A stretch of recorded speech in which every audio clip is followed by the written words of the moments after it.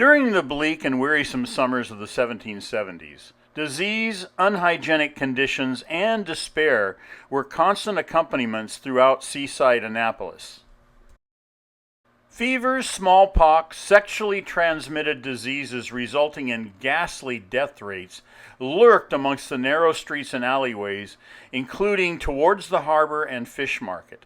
The discovery of penicillin and antibiotics remains centuries away. The extreme suffering involved with rapidly declining health often made death a preferable alternative. A family on Cornhill Street during this dark period suffered the injustice of having both parents die prior to their two sons. The eldest son assumed the role of guardian but lacked the necessary discernment or preparedness to assume the role. The boy's modest inheritance evaporated rapidly on drink, vice, and debauchery. Ceaseless noise at all hours emitted from their residence. Neighbors confronted the younger brother, demanding that the annoyance cease. When they inquired as to the whereabouts of his brother, he claimed that he'd been abandoned and his sibling had relocated to Baltimore. The noise abruptly ceased, but an aroma of decomposition replaced it, spreading throughout the block. Neighbors traced it to the boy's residence and specifically within the basement.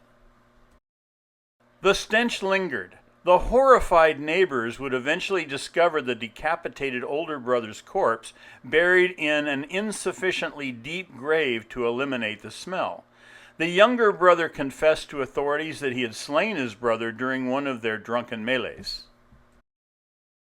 He was, however, unable to remember the location of the discarded skull.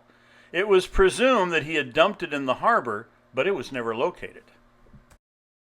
A headless apparition afterwards began wandering the narrow passage of Cornhill Street. The phantom is suspected to be the elder brother seeking his missing cranium.